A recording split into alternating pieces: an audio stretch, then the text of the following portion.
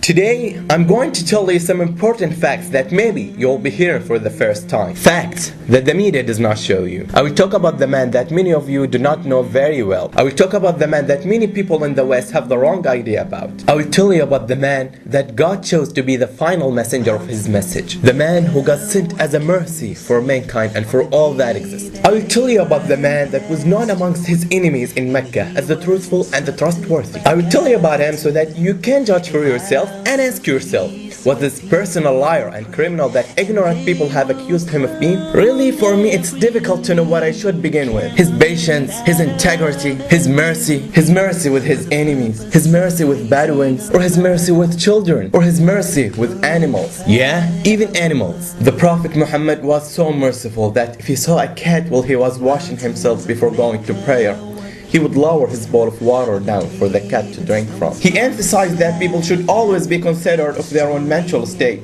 He said, do not stare at a lever, because that would remind him of his affliction and hurt him further. There was once a Bedouin that came to the Prophet Muhammad, wanted to catch up with him. And when he got close to the Prophet Muhammad, he pulled him aggressively by his dress in such a way that the dress rubbed hard against his neck, leaving a mark. So what exactly did this Bedouin want? He said to the Prophet, "Oh Muhammad, give me some of the wealth that Allah has given you." What? Is this a good way to ask someone for money? What would you do if someone asked you to give the money in this way? If the Prophet Muhammad was an angry man and criminal as is accused by ignorant people, how would he have treated this man? If he wasn't an angry man and criminal, he would destroy this man immediately, or at least would tell him, get lost. He did not say arrogantly, "You don't know who I am. I am the messenger of Allah. Get out." But because of his mercy, the Prophet turned around, smiled, and he ordered that the man be given something. This was the manner of the Prophet Muhammad, peace be upon him. His servant Anas, may Allah pleased with him, said, I served the messenger of Allah for 10 years. I never heard him complain about anything I did. Why did you do this or that? He never criticized me for anything at all. By Allah, he never even said to me off. And his wife Aisha, may Allah pleased with her, said, the messenger of Allah never complained about food. If he liked it, he ate it.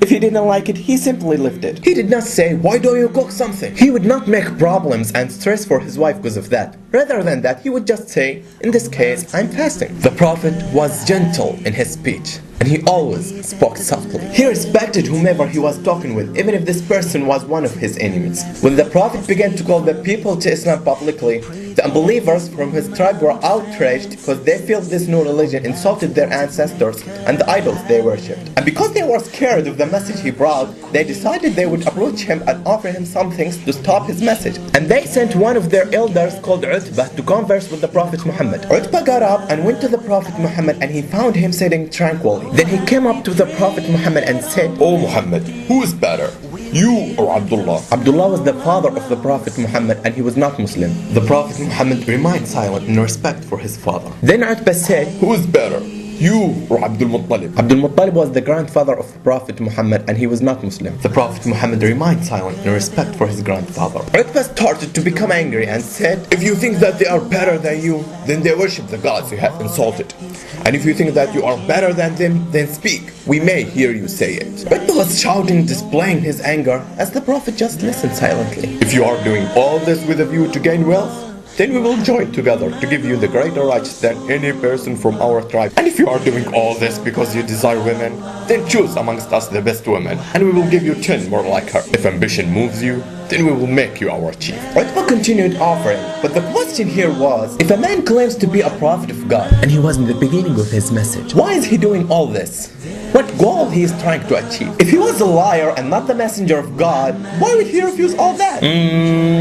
He wants fame. I would agree with you in the case of if he was in the middle of his message and he had so many followers. But he was offered leadership, wealth, and women to stop his message in the beginning of his message when he had a few followers. If he was a liar, why would he refuse all that if those things were what he was trying to get? Utbah continued to speak with the Prophet Muhammad in an insulting manner, but the Prophet did not interrupt him. After Utbah had made his offers, he was waiting for a response. Then the Prophet asked him, Have you finished, O Abu al-Walid? His name Utbah, but the Prophet called Utbah by the name that most beloved to Utbah, which is Abu al-Walid, despite him disrespect the Prophet Muhammad. Utbah was not surprised at the manner of the Prophet Muhammad, and he simply replied, "Yeah." The Prophet then recited verses from Quran. I cannot tell you the rest of the story because I don't want to take up more of your time. But look at how he was respectful to the one who was disrespectful and an enemy to him. He did not interrupt him and say, "Shut up, I'm a prophet and the messenger of Allah." The Prophet listened silently to him, then he said, "Have you finished, O Abu al-Walid?" This was the manner of the Prophet Muhammad. He was a man who was always gentle when he dealt with people, and he is the best example to follow. This all took place in Mecca, where the unbelievers kicked him out, where they killed and tortured his companions. After his exile, when the Prophet returned to Mecca in victory, he looked around at Mecca and he looked at its residents. He reflected upon how they had fought against him, put him under unbearable stress, turned people away from him, murdered and tortured his companions. He began to pass by all the places where he was abused and ridiculed. How often did he hear in those places, "Oh crazy! Oh magician! Oh liar!" On that day, the promise God gave to him had come true, and he passed through them as a powerful leader. So how did he feel as he entered Mecca? He didn't say, "Today is the day of retaliation and I will kill you." He did not strut around with pride and arrogance. No,